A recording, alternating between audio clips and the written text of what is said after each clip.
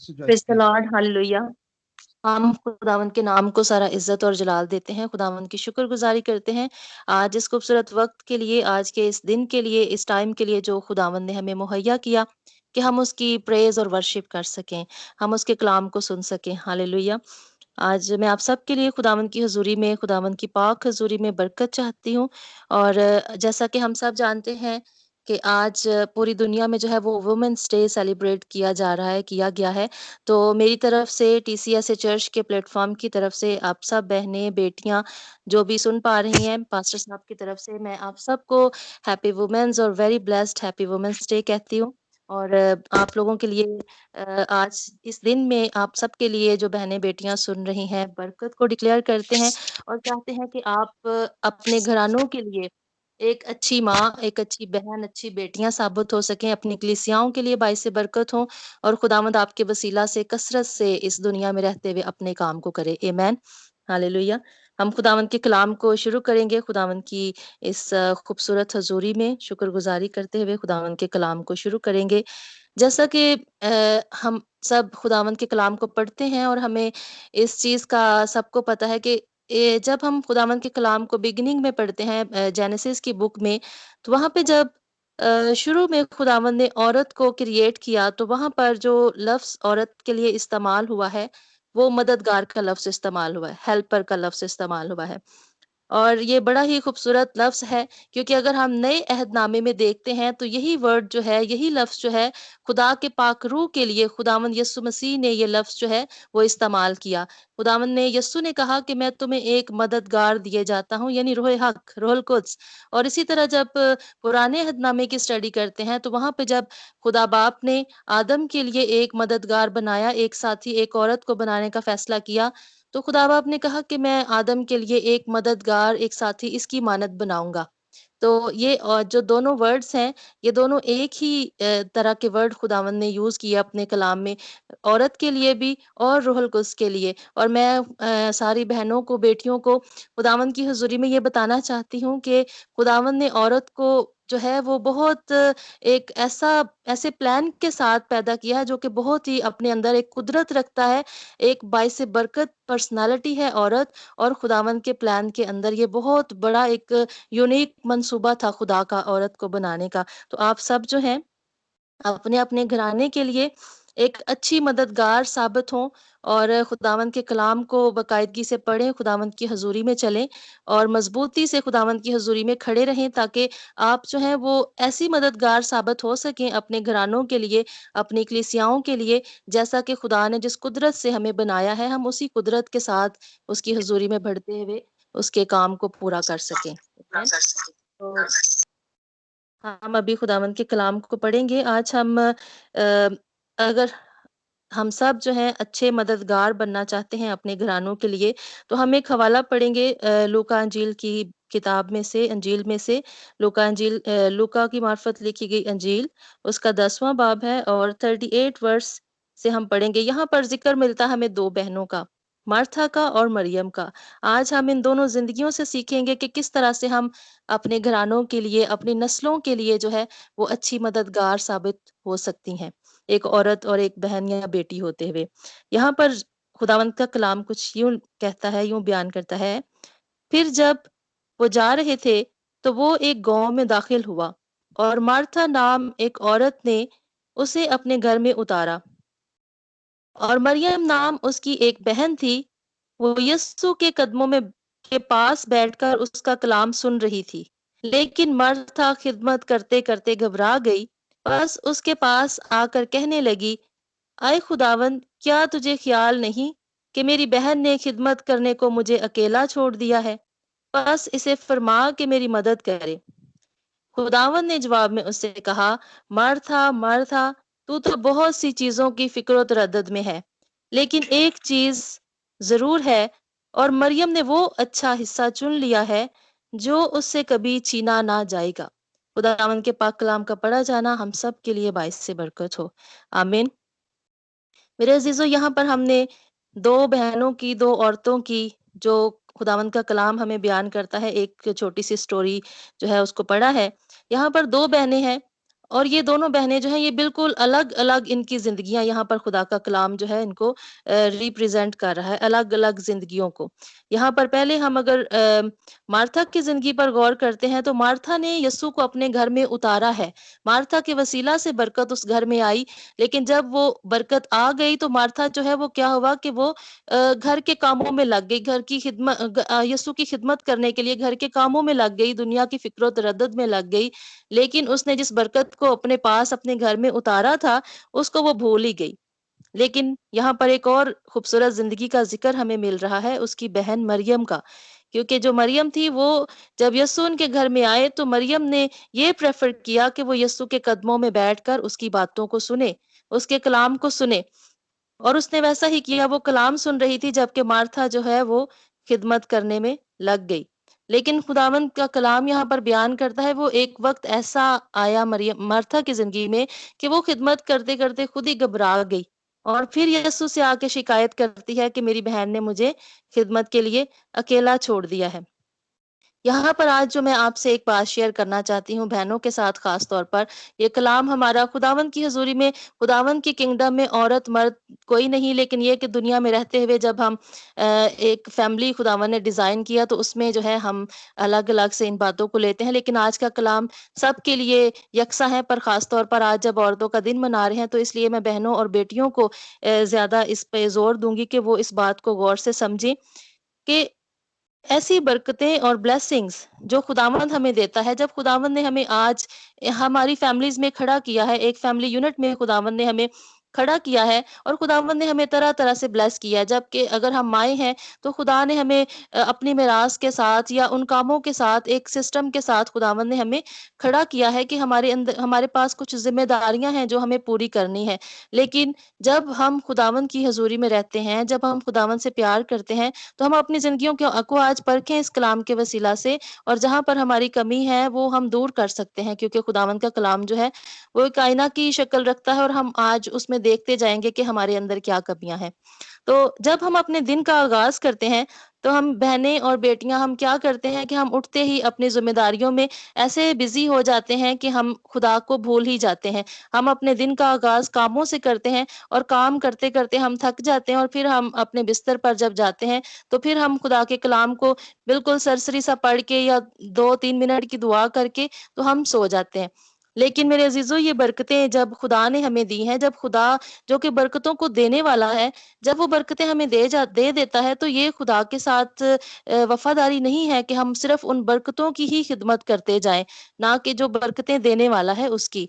जब खुदा की जो बरकतें हमारे अंदर आती हैं, उन बरकतों को हम इतना अपने सर पे सवार कर लेते हैं कि हम खुदा बाप को, खुदावंद को एक साइड पे रख देते हैं और उन्हीं बरकतों में लग जाते हैं। जैसे मार्था ने किया, उसने यीशु को अपने घर में तो उतार लिया, लेकिन उतारने के बाद वो भूल ही गई। वो अपने कामों में ऐसी मसरूफ़ हुई कि उसने फिर खुद ही घबरा गई काम करते-करते। यहाँ पर एक और बात मैं आपसे शेयर करूँगी कि ये दुनिया के जो काम हैं जब इंसान पैदा होता है, वो बड़ा होता है, वो तब से अपनी ज़िंदगी को इसी तरह स्टार्ट करता है। ये एक एफ़र्ट है, ये एक स्ट्रगल है हर इंसान की ज़िंदगी में और ये हमें करनी ही करनी है। लेकिन आज ज़रूरी बात सीखने की ये है कि इंसान तो ख़त्म हो जाता है, लेकिन ये दुनिया की फ़िक्रें, फ़िक्र-ओ-तरद्दुद, दुनिया के काम कभी ख़त्म नहीं हो सकते। लेकिन आज हम सबको अपनी ज़िंदगियों में एक ऐसी प्रायोरिटी को सेट करना है, जिसको लेकर हम खुदावंद की हज़ूरी में वफ़ादार ठहर सकते हैं और हम मरियम की तरह उसके कदमों में बैठकर अपना अच्छा हिस्सा चुन सकते हैं,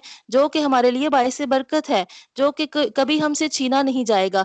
वो किस तरह कि जब हम सुबह में उठते हैं, तो हम अपने दिन का आगाज़ अपने खुदा के नाम से करें, उस बरकतों के देने वाले के नाम से स्टार्ट करें और फिर हम उन कामों को, उन ज़िम्मेदारियों को जो हमें मिली हैं, हम पूरा करें। क्योंकि ये काम भी ज़रूरी हैं, हमने करने हैं, लेकिन ज़रूरी बात यहाँ पर ये है कि हम इस चीज़ को सेट करें अपनी लाइफ़ में कि हमने किस चीज़ को प्रायोरिटाइज़ करना है, किस चीज़ को हमने पहला दर्जा देना है अपनी ज़िंदगी में। तो ज़रूरी है कि हम जब सुबह उठते हैं तो हम अपने दिन का आगाज़ खुदावंद के नाम से करें, अपने बच्चों के लिए बरकत चाहें, अपने घरानों के लिए, अपने ख़ानदानों के लिए, अपनी कलीसियाओं के लिए, अपने घरों के लिए बरकत को चाहें और उसके बाद जो है हम जो है वो अपनी सारी ज़िम्मेदारियों को पूरा करें। और जब हम इस तरह से अपने काम को लेके चलेंगे, तो वो हमारा खुदा जो एक परफ़ेक्ट खुदा है, उसका रूह जो हमें मिला है, जो हमारा मददगार है, तो वो हमें बहुत अच्छे से हम स्मूथली अपने काम को पूरा दिन लेके चल सकते हैं और हम फिर ये फ़िक्र भी फिर हम ये कंप्लेन भी नहीं करेंगे कि हम घबरा नहीं जाएँगे उन कामों से, बल्कि हम दिलेरी के साथ खुदावंद के रूह की गाइडेंस के साथ आगे बढ़ते जाएँगे। यहाँ पे एक और बात हम सीखेंगे खुदावंद के कलाम से कि खुदावंद ने मरियम से मार्था से कहा कि तू तो दुनिया की फ़िक्र तरद्दुद में है। आज बहुत सारी ऐसी ज़िंदगियाँ, ऐसी बहनें, बेटियाँ, ऐसी कलीसिया के लोग, ऐसी भेड़ें खुदा की, जो कि खुदावंद ने जिनको अपने लिए पैदा किया है। लेकिन वो क्या करते हैं कि वो दुनिया की फ़िक्र-ओ-तरद्दुद में बैठ जाते हैं, गुम हो जाते हैं, खुदावंद की हज़ूरी को छोड़ देते हैं, खुदा की हज़ूरी से बाहर निकल जाते हैं, खुदा की मोहब्बत से अलग हो जाते हैं। लेकिन आज हम याद रखें कि ये ज़िंदगी हमें खुदावंद ने दी है और ये ज़िंदगी जो है, ये हमारा बदन जो है, ये उसका मक़दिस है और हमने अपने कामों से, अपनी ज़िंदगी से उसी को जलाल देना है, क्योंकि ये ज़िंदगी हमारी नहीं है, बल्कि ये कीमत से खरीदी गई है। इसके लिए एक बहुत बड़ी जो है कीमत पे की गई है और वो कीमत यीशु मसीह का खून है। इसलिए हमने अपने बदनों से यीशु मसीह को, अपने खुदा बाप को जलाल देना है, क्योंकि ये दुनिया जो है, ये तो मिट जाएगी, दुनिया की हर एक चीज़ मिट जाएगी। लेकिन अगर कोई चीज़ कायम रहती है, तो ये वही अच्छी चीज़ है, वही अच्छा हिस्सा है, वही खुदा का कलाम है जो मरियम ने खुदावंद की नज़दीकी में बैठकर सुना। जो मरियम ने अपना टाइम अगर हम यहाँ पर यीशु के कदमों के पास मरियम जब बैठ के खुदा का कलाम सुनती है, इसका अगर हम गौर करें इस बात पे, तो कब हम यीशु के कदमों में बैठते हैं? इसका मतलब है कि जब हम यीशु की नज़दीकी में आ जाते हैं, जब हमारा रिलेशन हमारे आसमानी बाप के साथ पर्सनल रिलेशन होता है और जब हम पूरे दिल से उसको प्यार करते हैं, जब हम अपने दुनियावी कामों को पीछे छोड़कर, तो फिर हम अपने खुदावंद को आगे करते हैं, तो फिर इसका मतलब है कि हम यीशु के कदमों में आते हैं, तो इसका रिवार्ड हमें मिलेगा। कैसे? क्योंकि खुदावंद का कलाम कहता है कि जो मेरी इज़्ज़त करते हैं, जो खुदा की इज़्ज़त करते हैं, खुदा भी उनकी इज़्ज़त करता है और जिसकी खुदा इज़्ज़त करता है, उसके सामने कोई खड़ा नहीं रह सकता।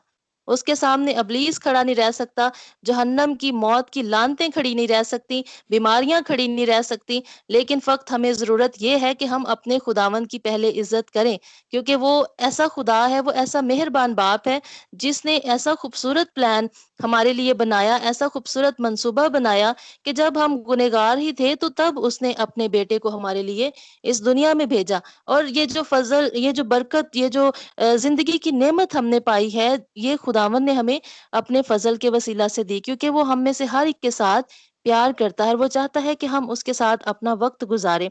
उसी तरह जैसे मरियम उसके कदमों में बैठकर उसका कलाम सुन रही थी, आज ज़रूरी है कि हम में से हर एक जो है वो खुदा के कदमों में बैठकर उसके साथ अपना एक रिश्ता बनाए। ये बहुत ज़रूरी है कि हम अपने खुदा के नाम को हर रोज़ जलाल दें। हर रोज़ हम उठते-बैठते उसके नाम को मुबारिक कहें, क्योंकि वो खुदा जो है वो हमारा बाप है। उसने हमें क्रिएट किया और उसने हमें बनाया ताकि हम उसके नाम को मुबारिक कह सकें। इसी तरह अगर हम अपने घरों को, अपने बच्चों के लिए अगर हम ये चाहते हैं कि हम उनके लिए बाइसे बरकत हों, अपने घरानों के लिए बाइसे बरकत हों, तो इसके लिए भी हम एक हवाला देखेंगे, जैसे कि ये ईमान की बरकत है। जब हम खुदावंद के कलाम को सुनते हैं, जैसे खुदा का कलाम कहता है कि ईमान जो है वो सुनने से पैदा होता है और सुनना मसीह के कलाम में से। जब हम मसीह के कलाम को सुनते हैं, जैसे मरियम बैठ के सुन रही थी यस्सु के कदमों में ज़िंदगी की बातों को, जब हम इन ज़िंदगी की बातों को सुनते हैं, तो फिर हमारे अंदर ईमान पैदा होता है और जब हमारे अंदर ईमान पैदा होता है, तो वो ईमान जो है, वो बड़ा खूबसूरत एक ऐसी बरकत है जो कि ट्रांसफरेबल है, जिसको हम ट्रांसफ़र कर सकते हैं अपनी जनरेशंस में, अपनी नस्लों में, अपने बच्चों में। क्योंकि खुदावंद का कलाम कहता है, अगर हम तीमुथियुस का खत पढ़ते हैं, तो वहाँ पर पौलुस रसूल जो है, वो तीमुथियुस को खत लिखते हुए कहता है कि मैंने तेरे अंदर वो बेरिया ईमान देखा है, जो पहले तेरी नानी के अंदर, लोइस के अंदर और फिर तेरी माँ के अंदर था। और मैं ईमान रखता हूँ कि वही वही ईमान, वही बेरिया ईमान जो है, मुझे तुम्हारी ज़िंदगी में भी नज़र आता है। Praise God, hallelujah! ये एक ऐसी बाबरकत बात है, ये वो बेरिया ईमान जो कि खुदा के कलाम को सुनने से पैदा होता है हमारी ज़िंदगियों में। यहाँ पे 2 औरतें फिर हमें मिल रही हैं, जो कि तीमुथियुस की नानी और तीमुथियुस की माँ का ज़िक्र किया गया। पौलुस रसूल ने ज़िक्र किया और उसने कहा कि जो बेरिया ईमान तेरी माँ और तेरी नानी के अंदर था, वही मुझे तेरे अंदर भी नज़र आता है। इसी तरह से मेरी बहनें, मेरी बेटियाँ जितनी भी आज सुन रही हैं, आप इस बात को याद रखें कि जब आप खुद खुदा के ईमान में मज़बूत हैं, जब आप खुदा के प्यार में मज़बूत मज़बूत हैं। जब आप खुदावंद की हज़ूरी में कायम हैं, तो आप ये ईमान रखें कि आप जो हैं इस चीज़ को, इस ईमान को आगे अपनी जनरेशन्स में ट्रांसफ़र कर सकती हैं। और ये कैसी बड़ी बात है कि आप अपनी नस्लों को बदल दें अपने लिए, खुदा के लिए जीत लें अपनी नस्लों को। अपने बिल्कुल उसी तरह से हेल्पर साबित हो जैसे कि रूहुल कुद्स है, जो जब गिर जाते हैं हम लोग, तो रूहुल कुद्स हमें हमारी कमज़ोरी में उठा खड़ा करता है। आज इसी तरह सोचें कि जब हमारे घराने गुनाह में गिर जाएँ, हमारे बच्चे नाफ़रमानी में गिर जाएँ या इब्लीस हमारे घरानों पर अटैक करे, तो हम ऐसी मददगार अपने घरानों के लिए साबित हों कि हम उनकी कमज़ोरियों में उनकी मदद कर सकें। हम किस तरह अपने घरानों की मदद कर सकते हैं। जी, हम ये भी बात सीखेंगे किस तरह हम खड़े हो सकें। जैसे रूह कमज़ोरियों में हमारी शिफ़ायत करता है, जैसे रूहुल कुद्स हमारे साथ मिलकर आँसू बहाकर दुआ करता है, इसी तरह हर घराने में कमियाँ और कमज़ोरियाँ हैं, क्योंकि दुश्मन इब्लीस जो हर वक़्त शेर बब्बर की तरह धाड़ता रहता है, वो किसी न किसी तरह से अटैक करने की कोशिश करता है, क्योंकि उसका काम है कि वो खुदा के लोगों को जो है वो डिस्ट्रॉय करे। लेकिन हम जब आज अपने-अपने घरानों के लिए मददगार के तौर पे हैं, तो हमें ज़रूरत है कि हम अपने घरानों के लिए शिफ़ायत करें। हम माएँ-बहनें जो हैं वो अपने घरानों के लिए मज़बूती से खुदा की हज़ूरी में खड़ी हो जाएँ, आँसू बहाएँ खुदावंद की हज़ूरी में और अपने घरानों को इब्लीस के सारे हरबों से, सारे अटैक से आज़ाद करवाएँ। बिल्कुल उसी तरह जैसे पुराने अहदनामे में कज़ात की बुक को पढ़ते हुए खुदावंद की एक बड़ी खूबसूरत नबिया जो कि दबूरा थी, उसका जब ज़िक्र हम पढ़ते हैं, तो दबूरा ऐसी एक नबिया थी इस्राएल में, ऐसी काज़ी थी, जो इस्राएल का इंसाफ करती थी और उसने जब इस्राएल के दुश्मन उसको सताने लगे, बनी इस्राएल के दुश्मन, तो तब वो एक ऐसी औरत, ऐसी नबिया थी जो कि वो ऐसी बहादुर और खुदा के रूह से भरी हुई औरत थी, खुदा के कलाम से भरी हुई ऐसी ब्रेव औरत थी कि उसने क्या किया, बनी इस्राएल को उसके दुश्मनों से रिहाई दी। हालेलुया! और वो खुदावंद की बंदी थी और आज जब हम अपने-अपने घरों में मददगार के तौर पर अपने घराने में खिदमत करती हैं, अपने बच्चों की, अपने खानदानों की, अपने घरानों की, तो हमें भी दबूरा की तरह ब्रेव होने की ज़रूरत है, खुदा के कलाम से भरने की ज़रूरत है। उस वक़्त तो दबूरा ने फ़िज़िकल जो दुश्मन थे इस्राएल के, उनके साथ जंग की और फ़तह पाई। लेकिन आज हम सब याद रखें कि हमारा जो दुश्मन इब्लीस जो है, वो हर वक़्त ही हमारे ऊपर अटैक करता है, क्योंकि हम में से हर एक जो है आज स्पिरिचुअल वॉरफेयर में है और हर वक़्त ये जंग चलती रहती है, कंटिन्यूअस एक जंग है। और इसमें हम कब फ़तह पा सकते हैं? जब हम मज़बूती से अपने घरानों के लिए दुआ में मज़बूत रहते हैं, जब हम खुदावंद की हज़ूरी में कामिल तौर पर चलते हैं, जब हम रूहुल कुद्स के साथ मिलकर अपने घरानों के लिए शिफ़ायत करते हैं। क्योंकि खुदावंद का कलाम कहता है कि अगर किसी का शौहर जो है वो रास्तबाज़ नहीं, तो औरत के वसीला से वो भी खुदावंद की हज़ूरी में खिंच जाएगा, खुदावंद की हज़ूरी में आ जाएगा। इन बातों को याद रखते हुए कि खुदावंद ने औरत को ये कुदरत के साथ बनाया, ये बरकत दी है कि वो दुआ करे, वो एक मददगार है और वो मददगार के तौर पर अपने घराने के लिए खड़ी हो। इसलिए हमें आज हम में से हर एक बहन को, बेटी को ये ज़रूरत है कि हम देबोरा की तरह जो है अपने घरानों के लिए खड़े हों और हम क्या करें कि अपने बच्चों के लिए जंग लड़ें, अपने घरानों के लिए जंग लड़ें। और अगर हम चाहते हैं कि हम तिमोथियस की तरह अपने बच्चों को देखें कि खुदावंद का कलाम उनकी तारीफ करे, उनके ईमान की तारीफ करे, तो फिर हमें भी तिमोथियस की नानी और माँ की तरह वो बेरिया ईमान जो कि खुदावंद के कलाम को सुनने से पैदा होता है, अपने बच्चों में ट्रांसफर करने की जरूरत है। लेकिन बात आज गौर करने की ये है कि क्या हमारे अपने अंदर वो बेरिया ईमान मौजूद है? क्या हमारे अंदर मरियम की तरह ये क्वालिटी है जिसकी यीशु खुद तारीफ करता है कि मरियम ने वो हिस्सा चुन लिया जिसका जो इससे कभी छीना ना जाएगा और वो खूबसूरत हिस्सा कलाम का हिस्सा था, खुदा की कुर्बत का हिस्सा था, खुदा के कदमों में बैठने का हिस्सा था।